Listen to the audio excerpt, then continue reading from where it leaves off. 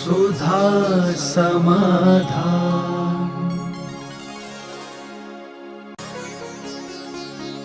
नमोस्तु गुरुदेव। हम बच्चों को हमारी माताएं रात को भोजन देने से क्यों मना करती हैं? पुराने समय में रात को अंधेरा होता था, मगर अब तो रात को खूब रोशनी होती है। अब क्या दिक्कत है? जानबूझकर पढ़े लिखे होकर मूर्ख बन रहे हो। विज्ञान ही इस बात को खोजा है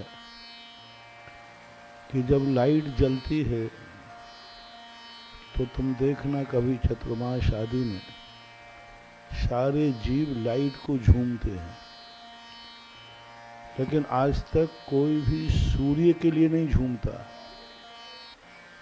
सूर्य जब निकलता है तो तुच्छ जीव, निकृष्ट जीव, पापी जीव छुप जाते हैं, और जब सूर्य डूब करके अनेक कृत्रिम उजाले किए जाते हैं तो उसमें तुच्छ जीव, निकृष्ट जीव जागृत हो जाते हैं, शक्तिमान हो जाते हैं। आज तक तुमने भी देखा होगा, दिन में मच्छर नहीं काटते, रात में क्यों काटते? दिन में तो नहीं काटते, रात में तो उजेला भी, लाइट भी जलाएं तब भी मच्छर काटते, क्योंकि प्रकृति के प्रदत्त द्वारा जो सूर्य दिया गया है वह अनेक उपकारी है। सूर्य के उदय में अच्छी एनर्जी मिलती है, साधु संतों की शक्तियां जागती हैं, सज्जन पुरुषों का जीवन प्रकाशमय होता है, नेचुरल प्रकाशमय होता है। एक तो जिंदगी स्वयं चलाता है व्यक्ति, और एक जिंदगी चलती है अच्छी तरह। दिन में प्रकाश के साथ अपनी जीवनचर्या बनाने में, रात्रि आदि भोजन करने में, का त्याग करने में व्यक्ति नेचुरल जिंदगी जीता है। उसके जीवन में नेचुरल प्रकाश आता है, उसके जीवन में नेचुरल ज्ञान आता है। ऐसी समस्याएं जहां पड़ जाएं, उस समस्याओं का समाधान वो कहीं से भी नहीं पाया हो, स्वयं पा लेता है। और कृत्रिम में हमें अपनी जिंदगी खींचना पड़ती है, कितनी धन दौलत हो, कितनी सब कुछ हो, लेकिन जिंदगी में वो आनंद नहीं आता कि जिंदगी एकदम बह रही हो। ऐसे लोगों की जिंदगी ऐसे लगता है जैसे जिंदगी खींच रहे है, एक दिन निकलता है, दूसरा निकलता है। तो इस प्रकार की स्थितियों को, अंधेरा जो है तुच्छ निकृष्ट जीवों को, तुमने देखा रात्रि में पापियों की शक्ति बढ़ जाती है। जैसे शेर, चीते, उल्लू, मार्जर आदि हैं, ये मांसाहारी हैं, ये रात्रि में ज़्यादा अपना शिकार खेलते हैं दिन की अपेक्षा। इसलिए दिन में भोजन करने से अनेक लाभ, कितने भी तुम्हें सूक्ष्म रूप दिखते नहीं हैं। लाइट जलते ही हजारों चौरिंद्रिय, तीन इंद्रिय जीव नियम से वहाँ उत्पन्न हो जाते हैं और वे भोजन में गिरते हैं। रात्रि भोजन करने वाले को मांसाहार का दोष नियम से लगता है। हजारों जीवों की मरे हुए शरीर का कलेवर है, जिनका मांस का त्याग है, वे रात्रि में भोजन करते हैं तो मांस खाने का दोष नियम से आएगा ही आएगा। हमारे धर्मशास्त्र भी कहते हैं, और विज्ञान भी इस बात को तो मानते ही है कि रात्रि में लाइट के उजेले में जीवों की उत्पत्ति ज़्यादा होती है।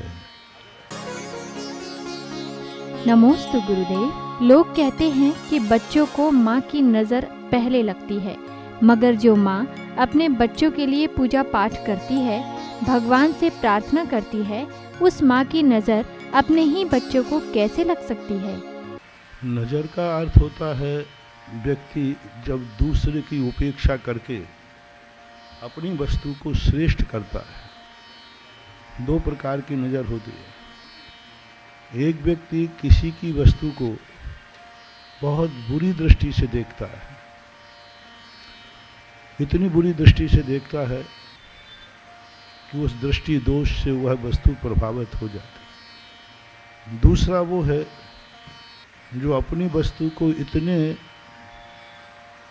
इतने राग से देखता है कि उसके सामने दूसरों की प्रति उसको घृणा भाव आता है। मेरा बेटे के अलावा दुनिया के सारे बेटे छी गंदे हैं। जब वो अपने बेटे को खिलाती है, उसी समय दूसरा का बेटा यदि वहाँ हो, उसके प्रति जो द्वेष भाव, घृणा भाव, हीन भाव आया, उस समय माँ की नज़र लगती है। माँ की नज़र हमेशा नहीं लगती। जब वो प्रार्थना कर रही है, भक्ति कर रही है, अपने बेटे को निहार रही है, पालन कर, उस समय नहीं लगती। जब कोई दूसरे बेटे को वह घृणा की दृष्टि से देखती है, उसकी तो घृणा करती है और अपने बच्चे के प्रति बहुत अपेक्षा भाव रखती है, राग भाव करती है, उस समय नज़र लगती है। इसलिए अपना बेटा कितना भी अच्छा क्यों ना हो, लेकिन दूसरे के बेटे से कभी घृणा नहीं करना, चाहे वो कैसा भी है। भिखारिन का बेटा गंदा है, मजदूर का बेटा गंदा है, काला है, यूँ मान लीजिए काना है, लूला है, लंगड़ा है, कपड़े भी गंदे पहने हैं, और तुम्हारा बेटा इन सब दोषों से रहित है, अच्छा है, सुंदर है, सुशील है, अच्छे कपड़े पहने हैं। अब उस समय यदि तुमने उस बच्चे के प्रति घृणा भाव कर दिया, छी ये गंदा है, मेरा बेटा कितना सुंदर है, बस उस समय नज़र लग जाती है, क्योंकि तुमने दूसरे की उपेक्षा की। अरे गंदा है, कैसा ही है, आखिर वो भी किसी माँ के लिए राजा बेटा है।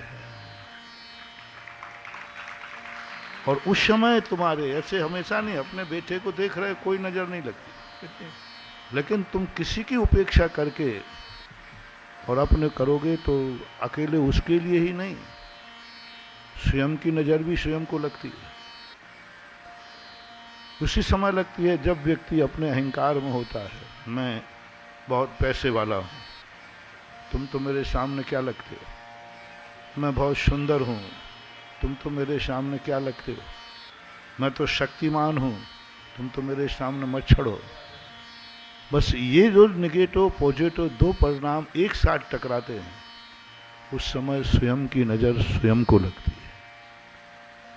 इसलिए किसी भी वस्तु में अपनी वस्तु की प्रशंसा करना, तो अच्छा कहने में कोई आपत्ति नहीं है, लेकिन दूसरे की उपेक्षा करोगे तो नियम से तुम्हारी वस्तु जो अच्छी है आज, कल उसको परेशानी आ सकती है।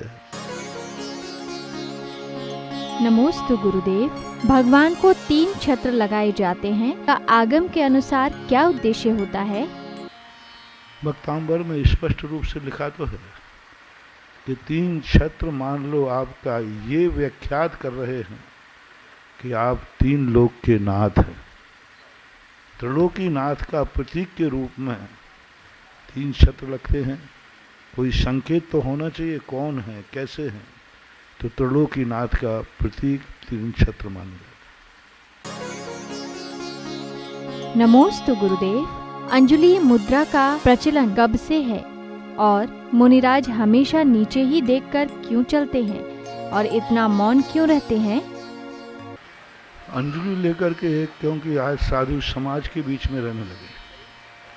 पहले साधु जंगल से आते थे, मात्र आहार के लिए ही नगर में आते थे, इसलिए आहार से आते हुए मुनि को देखकर सब समझ जाते थे कि आहार के लिए आ रहे, तो कोई मुद्रा नहीं बनाई जाती।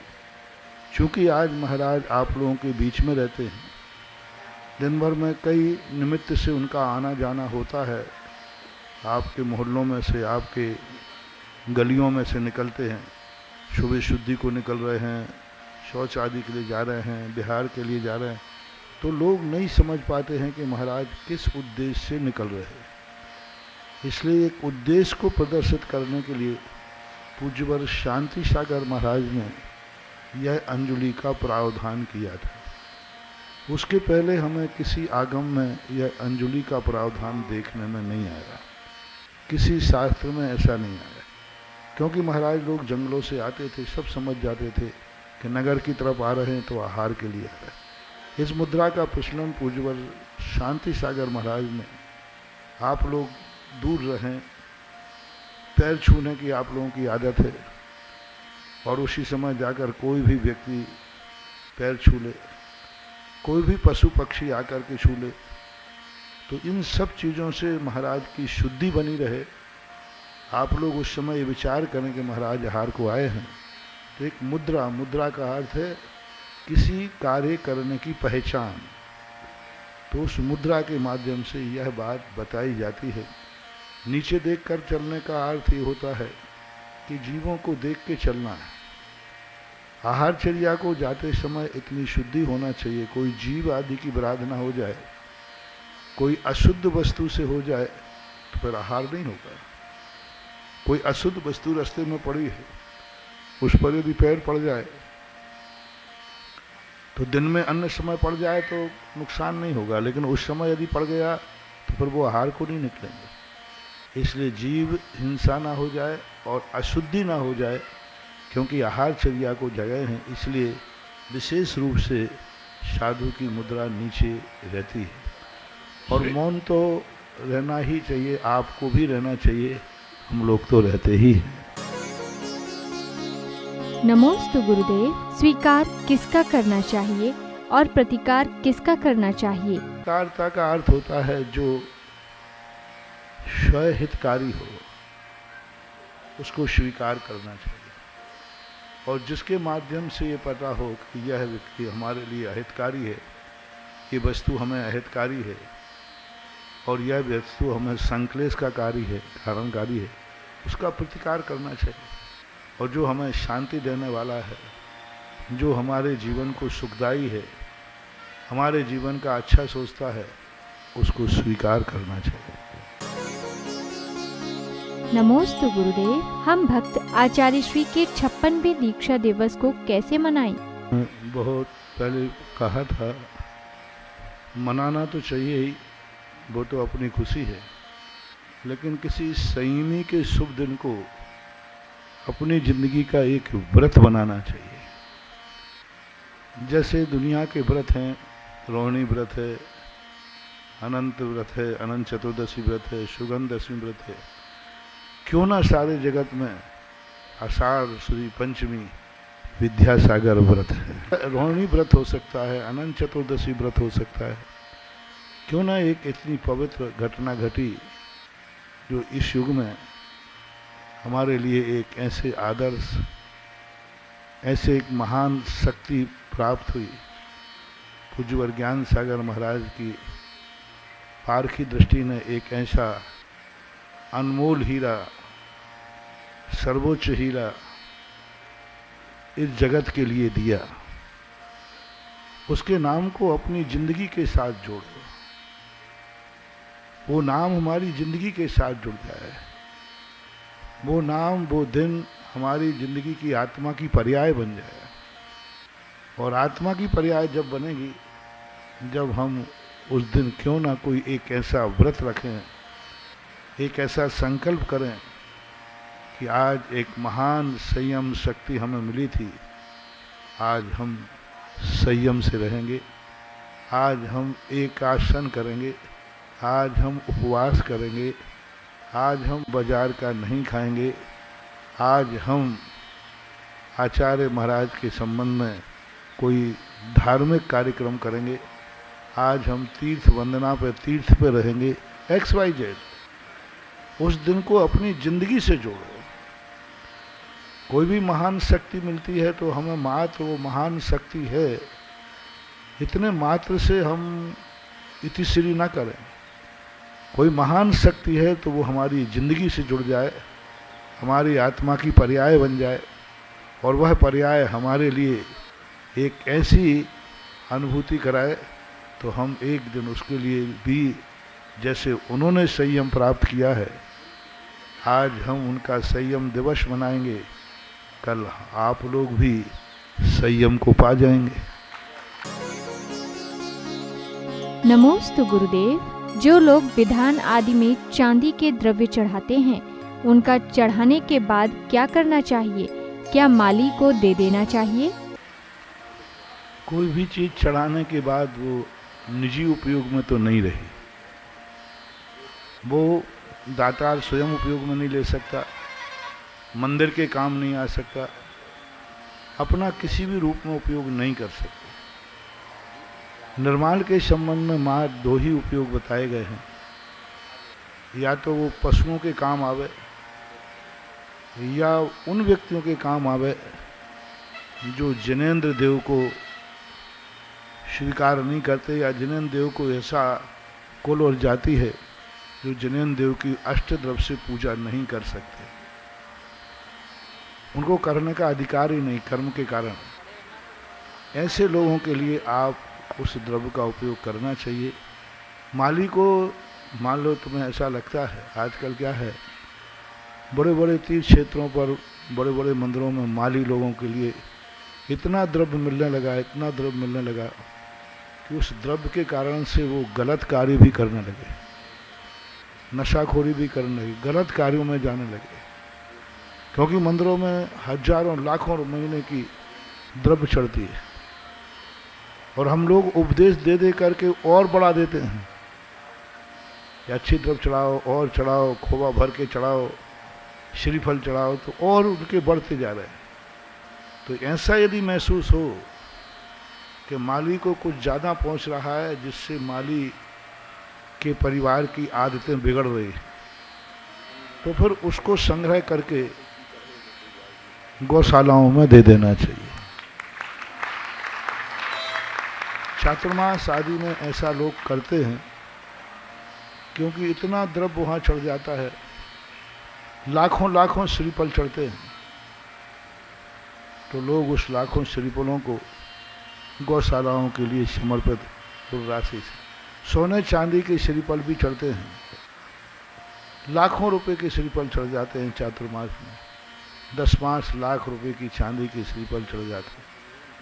तो उन श्रीफलों को एक एकत्रित करके उस राशि को गौशालाओं में देना, पक्षीशालाओं में देना, अनाथालयों में दे देना श्रेष्ठ है, लेकिन जैन समाज अपने उपयोग में या मंदिर के उपयोग में नहीं लेना चाहिए।